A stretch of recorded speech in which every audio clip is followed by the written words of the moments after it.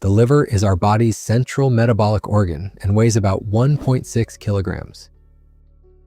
In this video, you'll learn why we need it and what tiny components it's made of. The liver has numerous functions. Among other things, it produces proteins essential for survival, activates and inactivates hormones, and even produces some of its own. It also stores sugar, vitamins, and trace elements and releases them back into the bloodstream as needed. On top of all this, the liver produces bile, a secretion that aids in the digestion of fats and is used to excrete fat-soluble substances. Thus, it also serves as a detoxification organ. To handle these diverse tasks, the liver is supplied with a relatively abundant blood supply. It receives venous blood from the gastrointestinal tract and the spleen, as well as blood from the arterial system. Digestion and the absorption of nutrients take place in the gastrointestinal tract. Most of the oxygen supplied is consumed, and in return, the blood receives nutrients, vitamins, and trace elements. The nutrient-rich but oxygen-poor blood flows through the portal vein to the liver.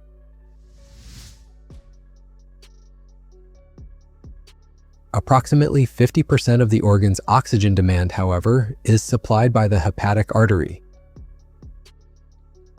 The blood vessels divide into two main branches within the liver or just before it. One branch supplies the left lobe of the liver and the other supplies the right lobe. There, the vessels branch out further. Let's take a closer look at the inner workings of the liver. It consists of an estimated 1 million small structures called hepatic lobules.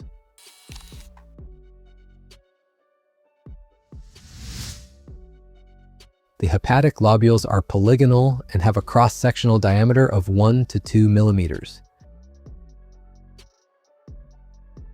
In the corners, we see the periportal fields. These consist of several vessels embedded in connective tissue. Oxygen-rich blood from the arteriole mixes with nutrient-rich blood from the venule inside the hepatic sinusoids. This mixed blood then flows toward the central vein. The hepatic sinusoids are large lumen capillaries, meaning they have an exceptionally wide diameter. This causes blood to flow through them very slowly. They also feature large gaps, or pores, which allow water and even large molecules to easily pass through the capillary wall and reach the liver cells. The fluid-filled space between the hepatocytes and capillaries is called the DC space. In addition to hepatocytes, the organ contains other cells, including Kupffer cells. These are macrophages located in the liver capillaries. These phagocytes eliminate viruses and bacteria. They also break down cellular debris, toxins, and old red blood cells.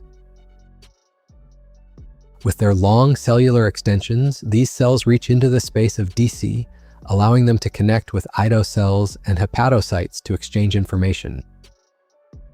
Among other functions, ito cells store vitamin A and produce the reticular fibers that run through the space of DC. On the side facing the blood, liver cells form microvilli, which boost the uptake of substances into the hepatocytes. The liver plays a crucial role in regulating blood sugar. If blood sugar is too high, the hepatocytes absorb glucose. If it drops too low, they release it back into the bloodstream. However, if the liver's internal sugar stores are completely full, it can even convert glucose into fatty acids, which are then stored in fat tissue. On top of that, the liver activates vitamin D and deactivates or breaks down hormones like insulin and estrogen.